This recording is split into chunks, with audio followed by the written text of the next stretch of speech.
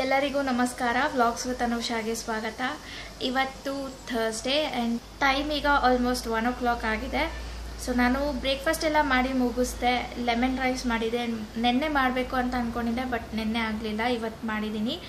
And ಈಗ ಲಂಚ್ಗೆ ಅಂತ ನಾನು ಮೊನ್ನೆ ನನ್ನ ವ್ಲಾಗ್ನಲ್ಲಿ ಹೇಳಿದ್ದೆ ನಾನು ನಿಮಗೆ, ನನ್ನ ಹಸ್ಬೆಂಡ್ ನುಗ್ಗೆಕಾಯಿ ತಂದಿದ್ದಾರೆ ಅಂತ. ಸೊ ಅದಿತ್ತಲ್ವಾ ಸರಿ ಅಂತ ಇವತ್ತು ಸಾಂಬಾರು ಮಾಡೋಣ ಅಂತ ಅಂದ್ಕೊಂಡಿದ್ದೆ. ಮೊನ್ನೆ ನಾನು ಅದು ಮಾಡ್ತೀನಿ ಅಂದ್ಬಿಟ್ಟು ಖಾರ ಪೊಂಗಲ್ ಮಾಡಿದ್ದೆ ಡಿನ್ನರ್ಗೆ ಅಂತ, ಹಾಗಾಗಿ ಅದು ಹಂಗೆ ಇತ್ತು.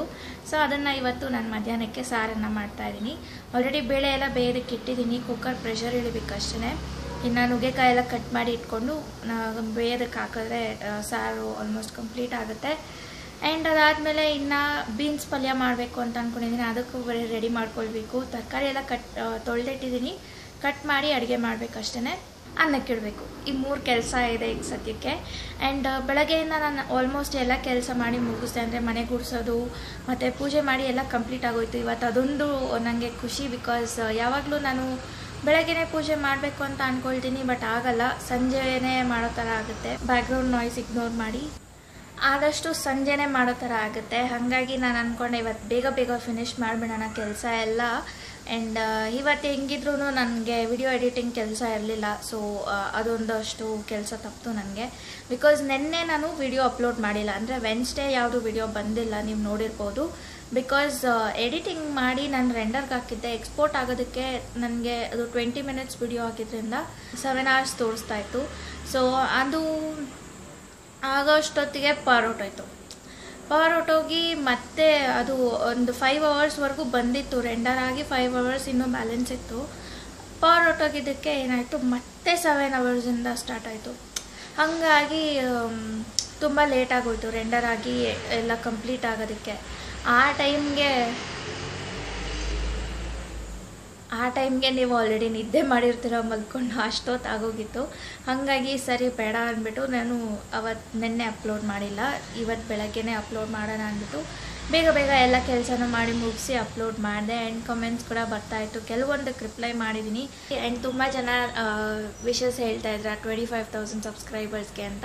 ಥ್ಯಾಂಕ್ ಯು ಸೋ ಮಚ್ ಎಲ್ಲರಿಗೂ, ವಿಶ್ ಮಾಡಿರೋರು ಎಲ್ರಿಗೂ. ಆ್ಯಂಡ್ ನನ್ನ ಹಸ್ಬೆಂಡ್ ಏನು ಕೆಲಸ ಮಾಡ್ತಾರೆ ಅಂತ ಕಮೆಂಟ್ಸ್ ಎಲ್ಲ ಬಂದಿತ್ತು. ನೀವೇನಾದರೂ ನನ್ನ ಚಾನಲ್ ಫಸ್ಟ್ ಟೈಮ್ ನೋಡ್ತಾ ಇದ್ದರೆ ಅವ್ರಿಗೆ ಹೇಳ್ತಾ ಇದ್ದೀನಿ, ನನ್ನ ಹಸ್ಬೆಂಡು VFX ಆರ್ಟಿಸ್ಟ್. ಸೊ ಅವ್ರ ಮನೆಯಲ್ಲೇ ಇದ್ದು ವರ್ಕ್ ಮಾಡ್ತಾರೆ. ಮುಂಚೆ ಆಫೀಸ್ ಇತ್ತು ಮಲ್ಲೇಶ್ವರಂನಲ್ಲಿ, ಬಟ್ ನನ್ನ father in law bed ridden ಆಗಿದ್ದಾರೆ. ಸ್ಟ್ರೋಕ್ ಆಯಿತು ಅವ್ರಿಗೆ 2 years ಬ್ಯಾಕ್. ಸೊ ಅದರಿಂದ ಆಫೀಸ್ನ ಕ್ಲೋಸ್ ಮಾಡಿ ಈಗ ಮನೆಯಿಂದನೇ ವರ್ಕ್ ಮಾಡ್ತಾ ಇದ್ದಾರೆ as a freelancer. So obviously ಅವ್ರನ್ನೂ ನೋಡ್ಕೊಳ್ಬೇಕು ಆ್ಯಂಡ್ ಆಫೀಸ್ನೂ ನೋಡ್ಕೊಳ್ಬೇಕು ಅಂದರೆ ಕಷ್ಟ ಆಗುತ್ತೆ ಎರಡೂ. ಅದು ನಮ್ಮನೆ ಇರೋದು ದೂರ, ಮಲ್ಲೇಶ್ವರಂಗಿಂತ ಸ್ವಲ್ಪ ದೂರ. ಸೊ ಓಡಾಡೋದಕ್ಕೆಲ್ಲ ಕಷ್ಟ ಆಗುತ್ತೆ ಅಂದ್ಬಿಟ್ಟು ಅವ್ರ ಆಫೀಸ್ನ ಕ್ಲೋಸ್ ಮಾಡಿ ಮನೆಯಿಂದನೇ ವರ್ಕ್ ಮಾಡ್ತಾಯಿದ್ದಾರೆ. 24/7 ಮನೇಲೇ ಇರ್ತಾರೆ, ನನ್ನ ಜೊತೆಲೇ ಇರ್ತಾರೆ. ಹಾಗಾಗಿ ನನಗೇನು ಬೋರ್ ಆಗಲ್ಲ. ಸೊ ವಿತೌಟ್ ಎನಿ ಡಿಲೇ ಈಗ ನಾನು ಬೇಗ ಸಾರನ್ನು ಮಾಡ್ತೀನಿ. ಫಸ್ಟ್ ಹೋಗಿ ನುಗ್ಗೆಕಾಯಿನ ತೊಗೊಂಡು ಬಂದು ಕಟ್ ಮಾಡಿಬಿಡ್ತೀನಿ.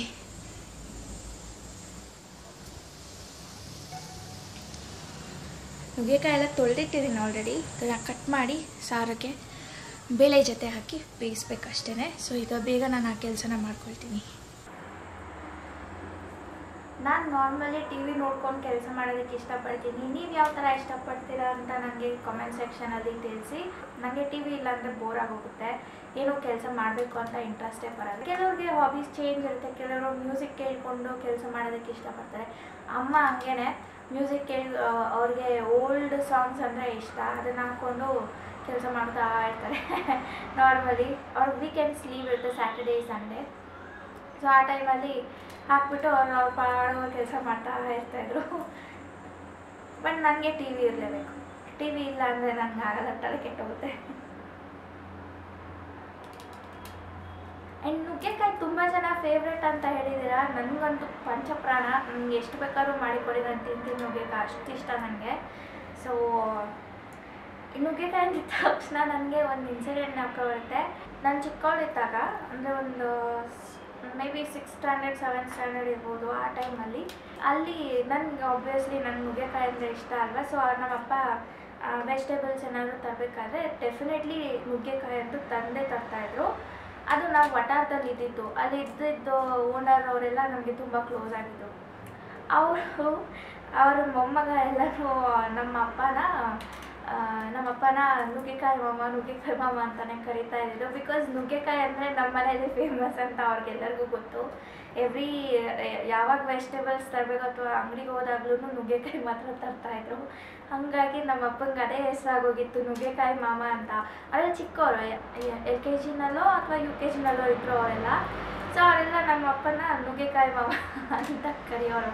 ನಾನು ನುಗ್ಗೆಕಾಯಿ ನೋಡಿದಾಗೆಲ್ಲ ನಂಗೆ ಅದೇ ನೆನಪು ಬರುತ್ತೆ. ಸೊ ನುಗ್ಗೆಕಾಯಿ ಎಲ್ಲ ಕಟ್ ಮಾಡಿ ಇಟ್ಕೊಂಡಿದ್ದೀನಿ. ಈಗ ಬೇಗ ಬೇಳೆ ಜೊತೆ ಹಾಕ್ಬಿಟ್ಟು ಬೇಯಿಸ್ಕೊಳ್ತೀನಿ. ಇಲ್ಲಿ ಬೇಳೆ ಕೂಡ ಬೆಂದಿದೆ.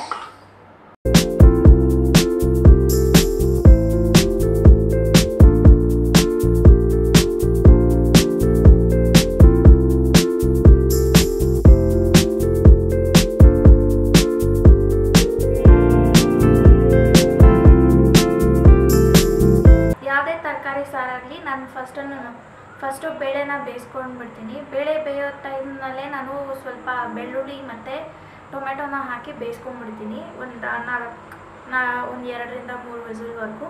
ನೆನೆಸಿಟ್ರೆ ಅಷ್ಟು ಸಾಕು. ನೆನೆಸಿಲ್ಲ ಅಂದರೆ ಇನ್ನೂ ಸ್ವಲ್ಪ ಜಾಸ್ತಿ ವಿಸಿಲ್ ಹಾಕಿಸ್ಬೇಕಾಗುತ್ತೆ.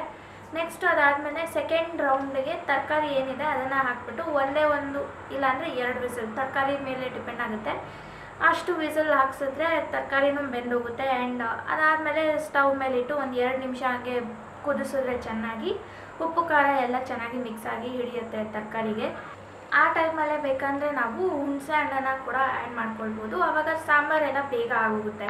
ಸ್ಟವ್ ಮೇಲೆ ಇಟ್ಟು ಡೈರೆಕ್ಟಾಗಿ ಕುದಿಸೋದು, ಡೈರೆಕ್ಟಾಗಿ ಬೇಯಿಸೋದು ಈ ಥರ ಮಾಡಿದಾಗ ಸ್ವಲ್ಪ ಜಾಸ್ತಿ ಟೈಮ್ ತೊಗೊಳುತ್ತೆ ಆ್ಯಂಡ್ ಗ್ಯಾಸ್ ಕೂಡ ತುಂಬ ವೇಸ್ಟ್ ಆಗುತ್ತೆ.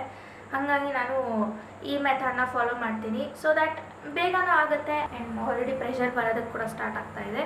ಆ್ಯಂಡ್ ನೆಕ್ಸ್ಟು ನಾನು ಹುಣಸೆ ಹಣ್ಣನ್ನು ನೆನೆಸಿಡಬೇಕು.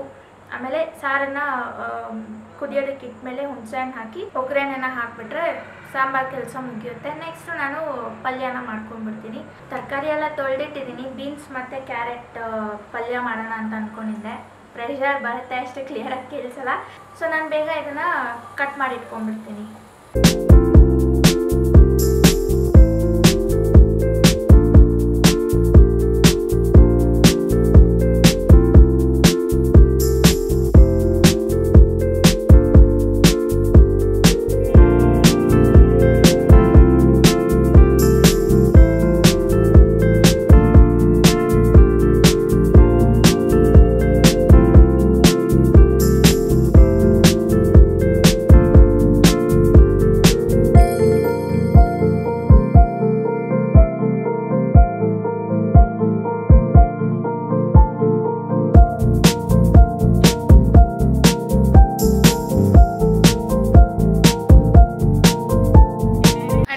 ಕಂಪ್ಲೀಟ್ ಆಯಿತು. ಅನ್ನಕ್ಕೆ ಇಟ್ಟಿದ್ದೆ. ಅನ್ನ ಕೂಡ 2 ವಿಸಿಲ್ ಬಂತು ಆ್ಯಂಡ್ ಆಫ್ ಕೂಡ ಮಾಡಿ ಆಯಿತು.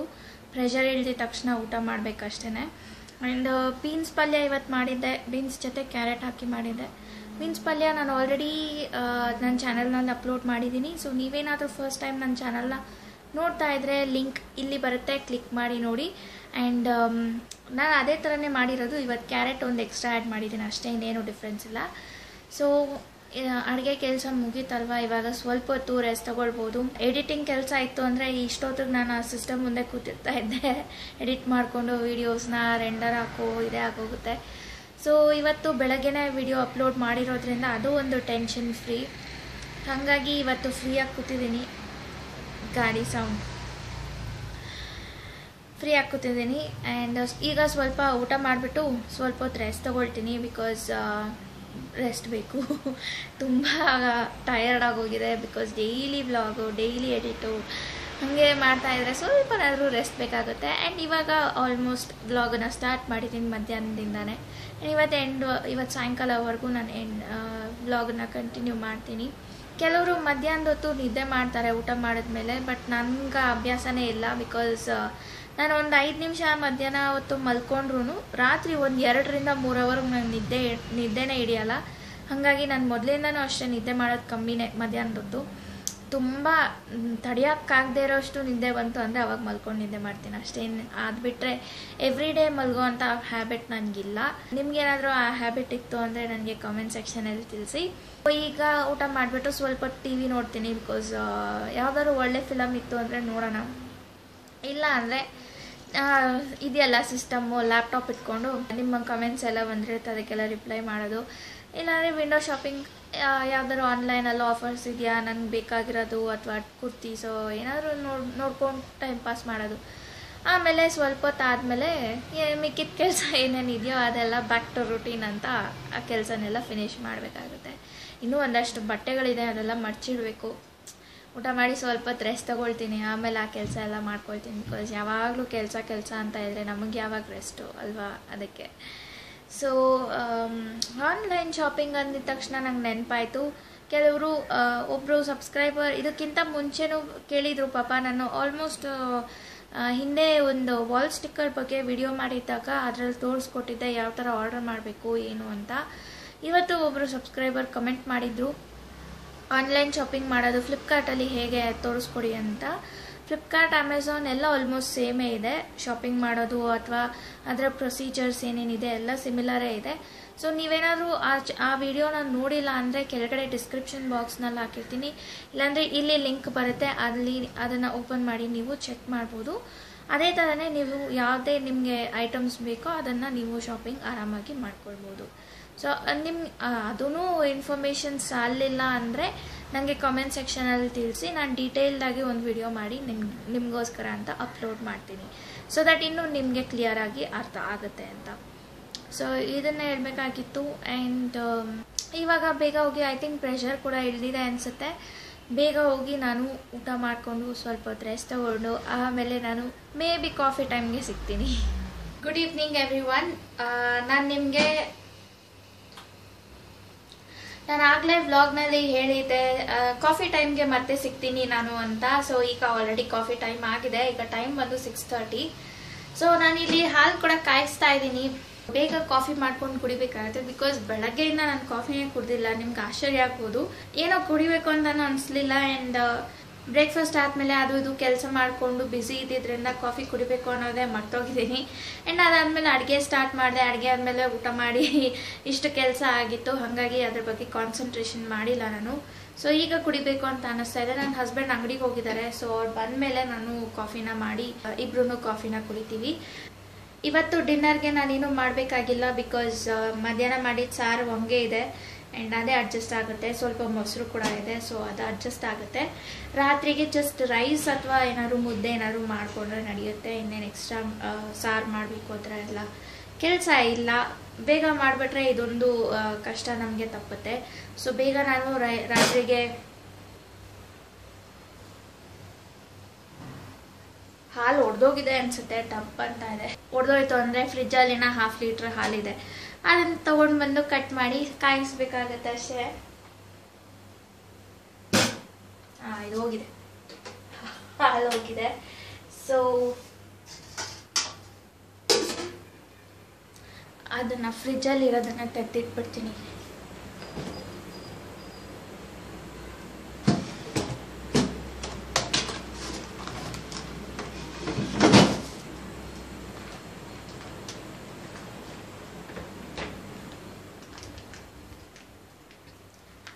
ಹಾಲಿನ ಪ್ಯಾಕೆಟ್.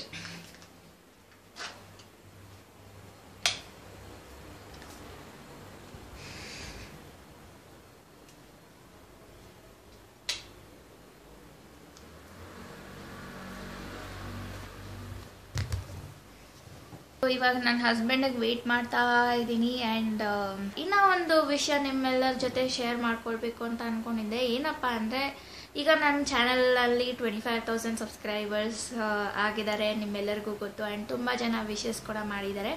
ತುಂಬ ತುಂಬ ತುಂಬ ಥ್ಯಾಂಕ್ಸ್ ಎಲ್ಲರಿಗೂ. ವಿಶ್ ಮಾಡಿರೋರು ಎಲ್ರಿಗೂ ತುಂಬ ಥ್ಯಾಂಕ್ಸ್. ಸೊ ಗಿವ್ ಅವೇನ ಮಾಡಬೇಕು ಅಂತ ಅಂದ್ಕೊಂಡಿದ್ದೀನಿ. ನಾನು ಪ್ಲ್ಯಾನ್ ಮಾಡಿದ್ದೆ 25,000 50,000 ಈ ಥರ ಸಬ್ಸ್ಕ್ರೈಬರ್ಸ್ ಆದಾಗ ನಾನು ಗಿವ್ ಅವೇನ ಮಾಡಬೇಕು ಅಂತ ಅಂದ್ಕೊಂಡಿದ್ದೆ. ಸೊ ನಾನು ಗಿವ್ ಅವೇನ ಮಾಡ್ತೀನಿ, ಯಾವ ಥರ ಮಾಡ್ತೀನಿ, ಏನು ಗಿಫ್ಟನ್ನು ಕೊಡ್ತೀನಿ ಅನ್ನೋದನ್ನೆಲ್ಲ ನಾನು ಮುಂದೆ ಬರುವ ವ್ಲಾಗ್ಸ್ನಲ್ಲಿ ಒಂದೊಂದಾಗಿ ಇನ್ಫಾರ್ಮ್ ಮಾಡ್ತಾ ಇರ್ತೀನಿ. ನನಗೂ ಇನ್ನೂ ಅಷ್ಟು ಕ್ಲಿಯರಾಗಿ ಗೊತ್ತಿಲ್ಲ ಯಾವ ಥರ ಮಾಡಬೇಕು ಏನು ಅಂತ. ನನ್ನ ಮೈಂಡಲ್ಲಿ ಒಂದು ಮೆಥಡ್ ಇದೆ. ಸೊ ಲಕ್ಕಿ ಡ್ರಾ ಟೈಪ್ ಮಾಡೋಣ ಅಂತ ಅಂದ್ಕೊಂಡಿದ್ದೀನಿ. ಸೊ ನೋಡೋಣ, ಮುಂದೆ ಬರೋ ವ್ಲಾಗ್ಸ್ನಲ್ಲಿ ನಾನು ನಿಮಗೆ ಒಂದೊಂದಾಗಿ ಇನ್ಫಾರ್ಮ್ ಮಾಡ್ಕೊಂಡು ಬರ್ತೀನಿ. ಆ್ಯಂಡ್ ಗಿಫ್ಟ್ಸ್ ಕೂಡ ನಾನು ತೊಗೊಳೋದಕ್ಕೆ ಹೋಗಬೇಕು, ಶಾಪಿಂಗ್ ಮಾಡ್ಕೊಂಡು ಬರಬೇಕು. ಏನು ಗಿಫ್ಟ್ ಕೊಡೋದು ಅನ್ನೋದನ್ನು ಯೋಚನೆ ಕೂಡ ಮಾಡ್ತಾ ಇದ್ದೀನಿ. ಏನು ಕೊಡಬೇಕು ಅಂತ ಇನ್ನೂ ಗೊತ್ತಾಗ್ತಿಲ್ಲ. ನನ್ನ ಹಸ್ಬೆಂಡ್ನ ಕೂಡ ಕೇಳಬೇಕು ಏನು ಕೊಟ್ಟರೆ ಚೆನ್ನಾಗಿರುತ್ತೆ ಏನು ಅಂತ. ಬಿಕಾಸ್ ನಿಮ್ಮೆಲ್ಲರ ಸಪೋರ್ಟಿಂದಾನೇ ಅಲ್ವಾ ನನಗೆ ಇಷ್ಟು ಬೇಗ ನನಗೆ 25,000 ಸಬ್ಸ್ಕ್ರೈಬರ್ಸ್ ಆಗಿರೋದು. ಸೊ ಆ ಕೃತಜ್ಞತೆ ನಾನು ನಿಮಗೆ ತೋರಿಸ್ಲೇಬೇಕು. ಹಾಗಾಗಿ ನಾನು ನಿಮಗೆ ಗಿವ್ ಅವೇನ ಮಾಡಬೇಕು ಅಂತ ಡಿಸೈಡ್ ಮಾಡಿದ್ದೆ ಮುಂಚೆನೇ. ಈಗ ಅದನ್ನು ನಿಮ್ಮ ಜೊತೆ ಶೇರ್ ಮಾಡ್ಕೊಳ್ತಾ ಇದ್ದೀನಿ ಅಷ್ಟೇ.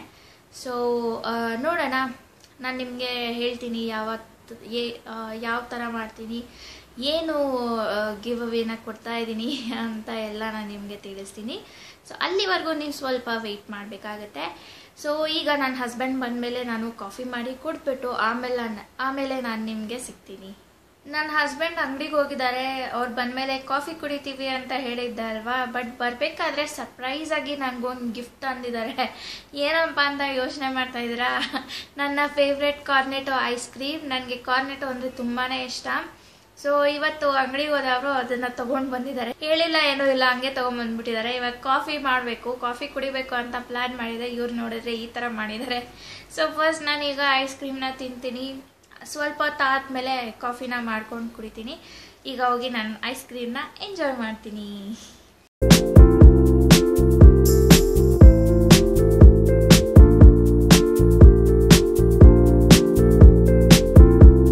ನಾನಾಗಲೇ ಐಸ್ ಕ್ರೀಮ್ ತಿನ್ಕೊಂಡು ವ್ಲಾಗನ್ನು ಸ್ಟಾಪ್ ಮಾಡಿದ್ದೆ. ಈಗ ಟೈಮ್ ಬಂದು ಆಲ್ಮೋಸ್ಟ್ 8:30 ಆಗಿದೆ. ಸೊ ಕಾಫಿ ಅಂತೂ ಬೇಕೇ ಬೇಕು, ಆಗಲೇ ಕುಡಿಬೇಕು ಅಂತ ಅಂದ್ಕೊಂಡು ನನ್ನ ಹಸ್ಬೆಂಡ್ ಎಲ್ಲ ಹಾಳು ಮಾಡಿದ್ರು ಐಸ್ ಕ್ರೀಮ್ ತೊಗೊಂಡ್ಬಂದ್ಬಿಟ್ಟು.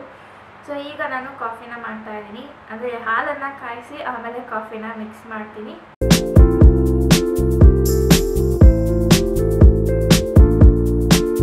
ಇವತ್ತೇನೋ ಕಾಫಿ ಕುಡಿಯೋ ಭಾಗ್ಯನೇ ಇಲ್ಲ ಅನಿಸುತ್ತೆ. ಈ ಹಾಲು ಕೂಡ ಕೆಟ್ಟೋಯ್ತು. ಫ್ರಿಜ್ಜಲ್ಲೇ ಇಟ್ಟಿದ್ದೆ, ತಂದಿದ ತಕ್ಷಣ ಫ್ರಿಜ್ಜಲ್ಲೇ ಇಟ್ಟಿದ್ದೆ. ಈಗ ಕಾಯಿಸ್ಬೇಕು ಅಂದ್ಬಿಟ್ಟು ಹೊರಗಡೆ ತೆಗೆದಿಟ್ಟಿದ್ದೆ ಅಷ್ಟೇ. 6:30 ಹಂಗೆ ಅಷ್ಟೊತ್ತಿಗೆ ಹೊಡೆದೋಗಿದೆ ಹಾಲು. ಕಾಫಿ ಬೇಕು ಅಂದರು, ಕಾಫಿನೇ ಸಿಗ್ತಾ ಇಲ್ಲ ನನಗೆ ಕುಡಿಯೋದಕ್ಕೆ. ಅದಕ್ಕೆ ನನ್ನ ಹಸ್ಬೆಂಡ್ಗೆ ಹೇಳಿದ್ದೀನಿ, 1/2 ಲೀಟ್ರ್ ತೊಗೊಂಡು ಬನ್ನಿ ಅಂಗಡಿಗೆ ಹೋಗಿ ಮತ್ತೆ ಕುಡಿಯೋಣ, ಮತ್ತೆ ಕಾಯಿಸ್ಕೊಂಡು ಕುಡಿಯೋಣ ಅಂತ. ಏನು ಮಾಡೋದು ಗೊತ್ತಾಗ್ತಾ ಇಲ್ಲ. ಸರಿ, ಅಷ್ಟೊತ್ತಿಗೆ ನಾನು ಬೇರೆ ಕೆಲಸ ಎಲ್ಲ ಮಾಡ್ಕೊಳ್ತೀನಿ. ಇದೇ ಇವತ್ತಿನ ವ್ಲಾಗ್, ಚಿಕ್ಕ ವ್ಲಾಗ್. ಇಷ್ಟ ಆಗಿದೆ ಅಂತ ಅಂದ್ಕೊಳ್ತೀನಿ. ಇಷ್ಟ ಆಗಿದ್ರೆ ಲೈಕ್ ಮಾಡಿ, ಶೇರ್ ಮಾಡಿ, ಹಾಗೆ ನಿಮ್ಮ ಅನಿಸಿಕೆಗಳನ್ನು ಕಮೆಂಟ್ಸ್ ಮೂಲಕ ತಿಳಿಸಿ. ಸಿಗ್ತೀನಿ ನನ್ನ ನೆಕ್ಸ್ಟ್ ವ್ಲಾಗ್ನಲ್ಲಿ. ಅಂಟಿಲ್ ದೆನ್ ಬಾಯ್.